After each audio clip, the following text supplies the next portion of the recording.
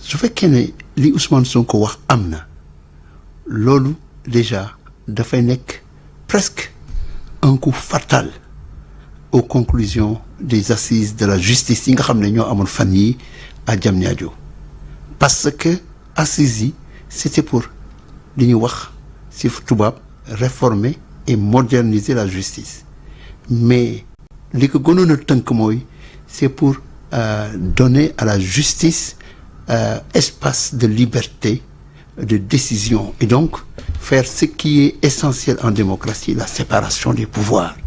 Mais su fekkee ne léegi ministre de la justice day xalaat di laaj premier ministre avant mu agir, ça veut dire qu'il a trahi l'esprit et la lettre de ces assises de la justice.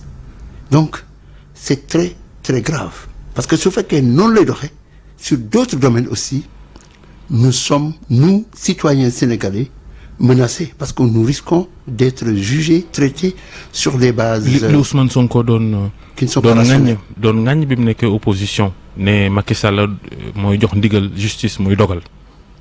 xam nga gis nañ ci lu bari depuis l'arrivée de ce pouvoir liñ doon wax di ko attaquer Macky Sall ñu ngi koy def par exemple gis nga yaa ñetti fan ci ginnaaw Tony Blair bi nga xam ne moo defoon la guerre en Irak le 20 mars 2003 contre Saddam Hussein sur la base de déclarations fallacieuses d'existence d'armes chimiques faites devant les Nations Unies def ko par Colin Powell gisaat nañu tamit même Tony Blair bi nga xam ne mooy ñëw di jël ressources naturelles dëkk africains yi ñëw toog ak Bassirou Diomaye Faye alors il y a une contradiction mënoo wax lii ne da nga ko fiy jëlee ci réew mi nga ñëw egsi immédiatement après nga commencé di ko pratiquer donc franchement il doit faire mieux parce que la vérité c'est que c'est quand même décevant aussi le ministre de la Justice Ousmane Diagne toute la carrière qu'il a eue c'est très décevant non gis ko muy tàggu Sonko di xool ba xam damay topp militant Pastef ou pas.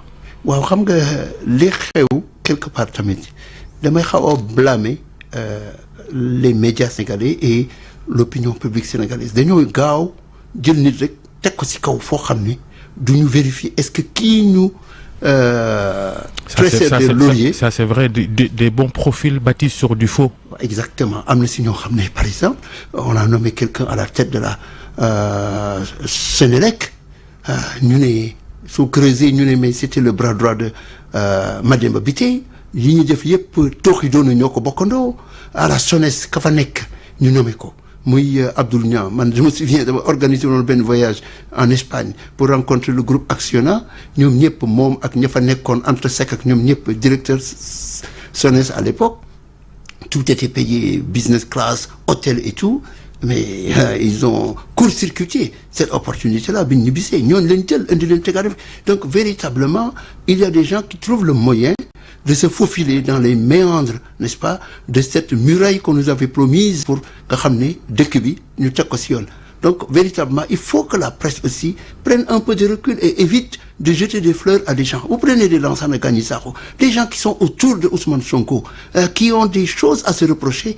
et on les laisse recycler pratiquement on les laisse même prendre la parole au nom de Pastef je pense que il n'est peut-être pas trop tard pour que Pastef ressaisir parce que le leadership c'est d'abord le caractère compétence congruence cohérence et là on ne semble pas voir ça c'est comme si démb bi muy wax dafa bëggoon a wax ce qu'il considère comme sa base les moines soldats de son parti mu rassembler leen dans un contexte boo xam ne qui n'est pas sans rappeler les mouvements de foule d'antan qui ont créé les autocraties et les dictatures un peu partout de l'Europe à l'Amérique latine de Juan Perón à l'hitlérisme et tout ça c'est comme ça que ça part or le lieu où ce genre de débat devrait avoir lieu les annonces devraient avoir lieu c'est à l'Assemblée nationale. ci wolof Georges. waaw cohérence pour cohérence ni nga ko waxee nee na ñëpp ñi nga xamante ne seen loxo laal na ay milices yi nga xamante ne dañoo jot ay ordres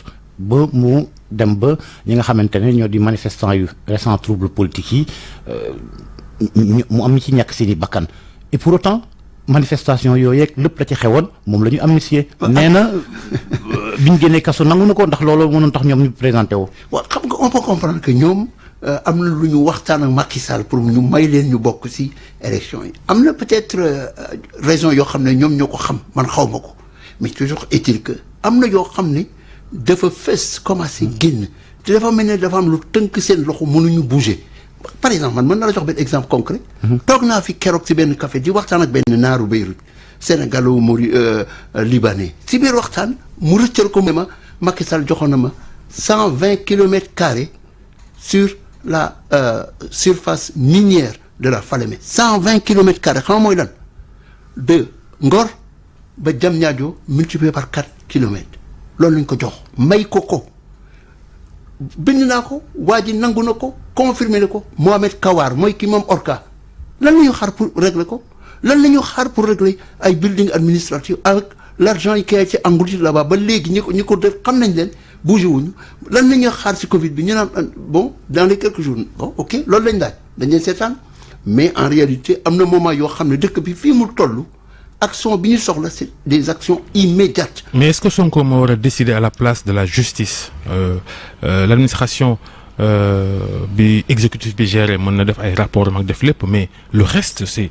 quand même du ressort de la justice non? Est-ce que war na taxaw grand théâtre di décréter des poursuites judiciaires? waaw d'accord naa si loolu am na si loo xam ne su fekkee ne am na séparation de pouvoir authentique loolu ñeneen ñoo ko war a jël mais dafa mel ni plus ñu koy gis plus ñu ngi bàyyi des choses continuer. Ce sont des dérives. Ah c'est des dérives graves parce que lii fi xew la mu wax démb par rapport à cette justice ne waa ji moo ko laaj li mu si xalaat ak sa déclaration sur les médias wax ne li fi xewoon du fi amati kenn du ko bindati kenn du ko waxati loolu c'est très très grave parce que su fekkee ne yow mën nga sa d'autorité nga taxaw wax ne lii mënatul am si dëkk bi mën nga xëy suba teel ne démocratie. voilà même entendu dire journaliste yi fi bindoon keroog bindaat leen ngeen xam bu ngeen bindee di ngeen xam c'est-à-dire que c'est le premier ministre du Sénégal qui parle là. waaw mais mënul napp kenn il faut que ñu mu leer nañ ko wax ñun dañoo xeex. pour la démocratie et la liberté d'expression. mais Sonko lu xew est-ce que ça va.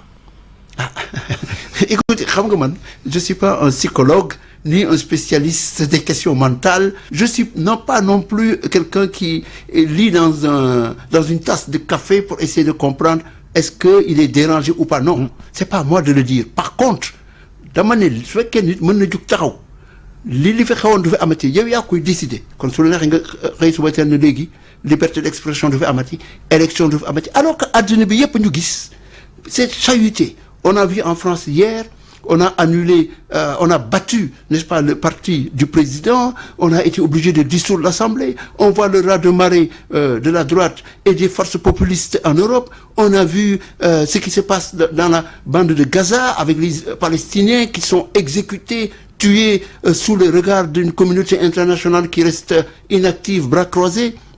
On a vu le retour de Ahmadinejad et cetera mais ci mbir moom sax moom yëkki na ci ay cadeau yegg lu mel ni xam waa Israël.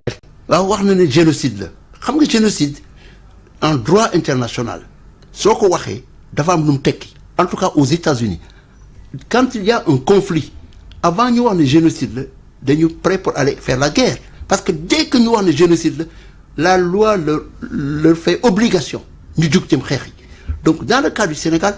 wax na loolu il est vrai que Israël li mu def ëpp na depuis l'attaque du 7 octobre 2023 du Hamas contre les kibboutz israéliens et autres il est vrai que depuis lors Netanyahou li mu def ëpp na ba nga xam ne sax il y a des tensions au sein de son parti gis nga Benny Gantz le centriste qui a quitté hier et cetera mais la réalité est aussi autant on peut condamner vraiment on doit condamner Israël autant aussi il faut ñu waxtaan ak suñu mbokk arab yi parce que mosu leen dégg ñu jug wax quand il y a des exécutions que ce soit au Soudan au Sénégal ou ailleurs on voit quand même de l'Algérie en Tunisie ñuy rey des noirs ñu leen de forme de racisme toutes sortes ñu leen exécuté te amul mosu leen si dégg kenn ku si mës a wax donc il faut que quand même nous aussi Africains du Sub-Sahara noir nous soyons moins royalistes que le roi nous avons fait vraiment tout ce qu'il fallait pour soutenir Israël, par exemple les palestiniens, l'État du Sénégal depuis je pense 1975 préside le comité sur la Palestine. Donc ñu ngi leen di jàppale ñu ngi leen di def lu nekk pour que ce qu'on a appelé la résolution de partage de novembre 1947 qui permettait qu'il y ait 3 entités dans la Palestine. Palestine, dont une partie est occupée par Israël, l'autre partie devait revenir à la Palestine, l'actuelle autorité palestinienne, et l'autre, Jérusalem, reconnue comme une entité internationale. Mais Israéliens yi, autant on peut les condamner, il faut aussi que Arabes yi aussi débrouiller un peu plus. Parce que je me souviens de ma jeunesse, au milieu des années 1970, après la guerre du Yom Kippour, du 6 octobre 1973, après, n'est-ce pas, l'arrivée des Anwar el-Sadat et autres, nous, Africains, nous avons soutenu les Arabes. C'était l'époque où ils avaient le pétrole. loolu yëpp monsieur jàppal ñoom. loolu yëpp mbirum diplomatie la. Waaw. Diplomatie dañ koy gis ci ay jëfam justice beeg fonctionnement de la presse ak menaces yi nga xamante ne ñoom moom la yëkki au final se prendrait-il pour le président. Écoutez, alors que non, la réalité est que c'est très clair. Il y a un président de la République que les Sénégalais ñoo ko fal qui s'appelle Bassirou Diomaye Diakhar Faye maa ngi koy nuyu moom lañ fal. Ousmane Sonko est premier ministre dafa am ay limites mais xam nga dans la politique tout est symbole. Or on semble voir dans la symbolique de son action que c'est lui qui occupe l'espace du leadership politique moom la ñu gis muy recevoir des ambassadeurs dañ koy gis muy wax sax ne man am naa droit marché. C'est-à-dire que le slogan politique Sonko mooy Diomaye on n'a pas le droit de le transposer dans le fonctionnement de l'État. Absolument loolu waruñu ko def Diomaye mooy président Sonko mooy président. Oui mais nag attention lii muy def nii on ne sait pas où ça va mener cette hiérarchie là à la tête de l'État du Sénégal mën na xëy suba teel rek entraîner des tensions inattendues. Or, nous devons dès à présent commencer à voir ces problèmes-là qui risquent de se profiler à l'horizon et de se confirmer. Parce que Ousmane, quand même, quoi qu'on puisse dire de lui, c'est un homme qui aime s'affirmer. Est-ce qu'il est parfois excessif? Est-ce qu'il est très passionné? Est-ce que dafa nekk nit koo xam ne Il est surtout arrogant parce que hier le mec on a vu que c'est Ousmane Sonko arrogant qui parlait là. Il y a de l'arrogance dans ce qu'il fait. Lu ñu yàgg dénoncé ci ñi fi jaar ci ay nguur yëpp ci Laye Wade ak ci Macky ba ci ay Abdou Diouf sax mën nga ci citer ay ministres arrogants. Ce que Ousmane Sonko a fait hier, ça s'appelle ni plus ni moins que de l'arrogance. Absolument, mais cette arrogance-là aussi, c'est ne rien retenir jàngul dara si li xew si dëkk bi. Parce que dama ne le 24 mars 2024, le vote des Sénégalais n'était pas un vote pro-Pastef. C'était un vote d'un peuple qui tenait à revendiquer, à réclamer sa liberté, son espace démocratique et à dire ceux qui étaient là, qui nous ont écrasés, ñi nga xam ne ñoo ñu noot sonnal ñu da ngeen fi jóge. Donc c'était un vote contre, n'est-ce pas, ces gens-là. C'était un référendum. Léegi nag su fekkee ñoom nous on s'est battu autant sinon plus que contre Macky Sall. On l'a payé au plus cher jusqu'à aller en prison. Mais su fekkee ne ñoom ñuy ñëw même pour parler des assises Les Sénégalais vont se dire il y en a marre des politiciens arrogants. Il y en a marre. Mais ils ont raison de le dire. Mais le problème c'est que vous pouvez être arrogant mais si vous faites des résultats. Là où ils sont attendus, ils n'ont pas encore fait de résultats. Que ce soit sur la charte de l'habit, il nous promet de régler ça dans quelques jours avec des mesures. Il nous promet une vision 2050 pour Sénégal. Comme si nous n'avions pas vu dans le passé amuñu woon ay vision. On a vu le Gosplan dans l'ex-Union soviétique. On a vu les plans de la Chine. On a vu les plans 2035. mais nag aussi décroché nañ fan yi passé ab eurobond. Mais eurobond boobu lan la boo baaxul problème la. Parce que c'est le Sénégal qui s'endette davantage 450 milliards yoo xam ne da nga koy jël un endettement en devise étrangère man de du ma expert en finance mais nañ xam l'histoire récente war nañu jël leçon. Les pays asiatiques ont connu xam nañ crise bu ñu am 1996 en Asie. Chacun voyait comment de la Thaïlande à la Corée du Sud, n'est-ce pas, les économies que l'on présentait comme les économies les plus fortes s'effondraient sous nos yeux. N'est-ce pas, parce que ces pays-là s'étaient exposés sur des actifs toxiques. Ce qu'on appelait, n'est-ce pas, les investissements portefeuille nga xam ne mobilier pardon nga xam ne c'est des investissements facilement réversibles. C'est pas des investissements directs étrangers qui viennent avec du savoir-faire, etc. dans la longue durée. Là, demain, si le dollar s'apprécie, Si l'Amérique décide d'augmenter les taux d'intérêt, mais qu'est-ce qui va se passer? On n'a pas besoin d'être grand clerc pour savoir que l'UNIDEF, d'une part, d'autre part, on nous dit que, je crois l'avoir entendu hier, que c'est pour rembourser des dettes. Mais écoutez, vous savez, je vais vous raconter une chose. di rembourser dette te di andi. mooy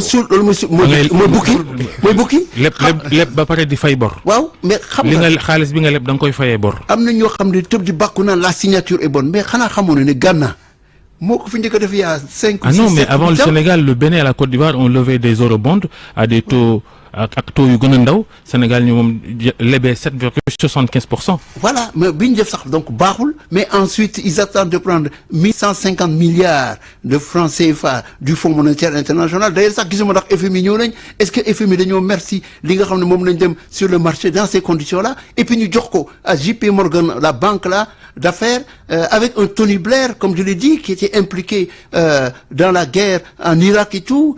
J'ai été à Londres, j'ai manifesté en 2003 dans les rues de Londres contre Tony Blair. Not in our name, pas en notre nom cette guerre-là. Mais ce qui est encore plus grave, c'est que dañuy bàkku naan voilà am nañ lii parce que c'est une signature de baax. Plus que la Côte d'Ivoire et le Bénin, le cas du Ghana est plus représentatif, symbolique. Parce que Ghana, bi ñu levé xaalis bi, ñëpp dañu doon tëb di dal naan ah voilà, le Ghana a pu lever $1 milliard d'eurobonds. Et on saluait, n'est-ce pas, cela comme un exploit. Mais le Ghana est aujourd'hui dans une crise systémique.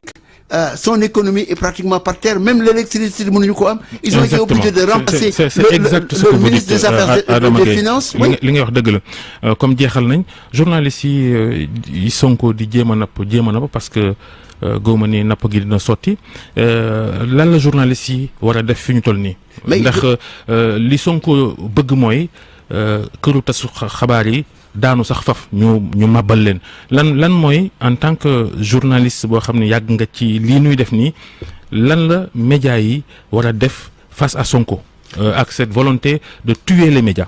Médias yi dañoo war a dellu li nga xam ne c'est le cœur de leur métier ñu nekkaat des gens indépendants. L'objectivité problème là, mais l'indépendance est possible. C'est-à-dire que avoir une capacité de prendre une distance loolu la ñu war a def. Et il faut également être ferme. On ne peut pas être accroché au wagon des politiciens.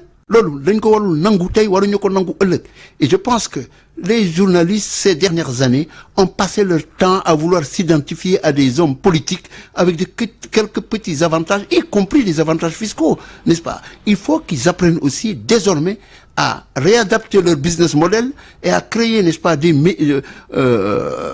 plateformes médiatiques qui correspondent à l'ère du temps, et mais aussi qui soient des plateformes médiatiques capables de fonctionner avec, n'est-ce pas, le soutien de l'électorat du peuple sénégalais. Véritablement, c'est ça l'avenir. À long terme. Adama Gaye. Merci. Xam-xam bi rafet na. Jërëjëf Georges. Jërëjëf Soxna Fati. Vous avez besoin de caution sur des marchés publics ou privés? Adressez-vous à la SONAC. La SONAC